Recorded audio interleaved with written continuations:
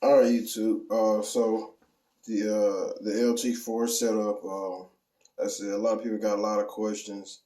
Um, the build, I guess it technically took longer than I wanted it to take. Some of that was not in my control whatsoever.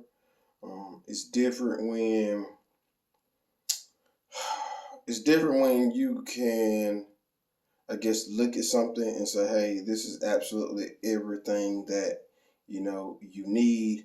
Let's get all this here ordered, and everything is already right there before you take the motor in. Of course, that wasn't the situation. So the situation was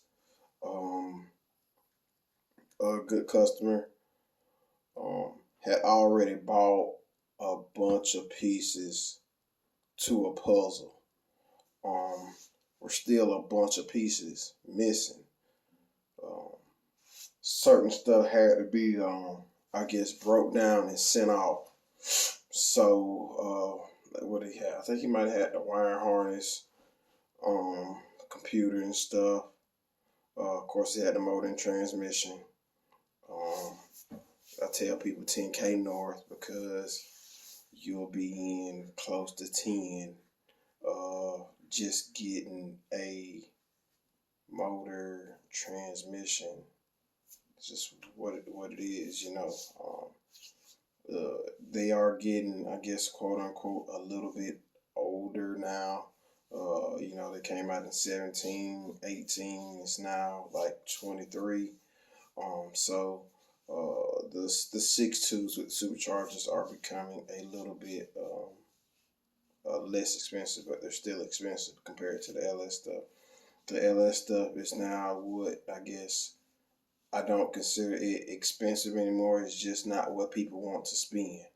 Um, my best price point on LSs right now are 2,500 for 5.3s. That is usually the best seller. Just what people are willing to spend on their motor. Um, that usually sells in, I don't know, 4 hours. Post it 4 hours, it's usually gone. So people just don't want to spend 10,000 on a motor. It's only a elite group of people who want to spend 10,000 north on their motor. So people ask how much that costs. I'm not like penciling this build up for anybody or for your situation um, for free. So I tell people it's gonna cost you 10% of the 10K north. You do the math. So it is not a cheap bill at all. On top of that, as soon as the motor came in, um, I had to show that. I'll be showing that there also. The whole look around A1000, post filter, pre filter. Um, so I like clamps, high pressure clamps. I had to show that process. That'll be something else I'll be showing tomorrow. So I had to pre-clamp that together, in the shop, the storefront, to plumb the fuel in, set the regulator, set up a return, and that's all stuff I provided. Stuff had to be done to be able to crank it. No telling what's in the pulley system. I showed some of the pulley system. Um, pretty slick pulley system. I just did the supercharger. So water pump, bottom pulley, balancer, stuff like that. And like honestly, like I was telling people, I was like, man, this is like literally. It was asked to be a cam swap. I guess what it technically end up being is I'm not gonna say a full bill because it's not like I'm grinding the cylinders, trying to fit a 4.25 inch crank in it or something like that. It's not that. I'm not gonna portray that. Anytime I do a cam swap, I like to take the heads off, valve job, springs, all that. The other side of that is um, just being honest. I know people who they go get cam swaps and people just they just turn the motor over and they slap a stick in it, they flip it back over and adjust the valves and say, hey, you're good to go. And that's not what I do. Even on the LS stuff that I crank with a car, anything that I cam swap, I change the oil pump, I change the timing chain, and then I crank it. I let it run, and I check the oil pressure. That's on every cam swap that I do. It's just what I do. This situation here, of course, I don't know if it was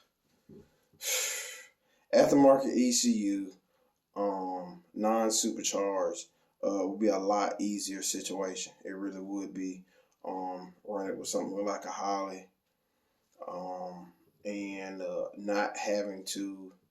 As soon as it came in, got the supercharger out the same day, because of course I didn't do supercharger. Kong did the supercharger, so the supercharger got sent out to Kong. So of course that's a waiting process. Waiting on them.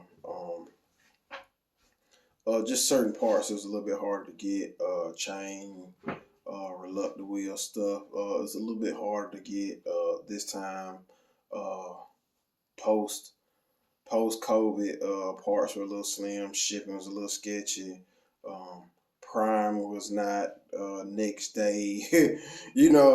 So had some trouble getting some parts. Of course, anytime you get to ordering parts, and the massive parts are gonna come wrong. So end up having some parts coming wrong. Um, Back and forth with the EFI. It needed a transmission. So it wasn't like I couldn't just crank the motor up with the motor. I had to have the transmission there and plug the transmission up to it. So that was another loophole. A lot of the EGR and certain sensors to do with the DOD, those weren't used anymore. So I had to end up replacing those. The valley cover. Had to end up replacing that non-DOD stuff, trying to keep the oil pressure up in it. Didn't want to deal with all those ports in that top lip tray, so we got rid of that. So it's a bunch of small pieces that it took to get it together. Plus my schedule, which isn't completely straightforward building motors. It's not. There's a lot of air conditioning involved in that. Plus my race cars. I show all that. So still, I'm not even sure if the converter came. I think he got the converter ordered. So like that's another piece to the puzzle. It's like put together this killer motor, killer pulley system.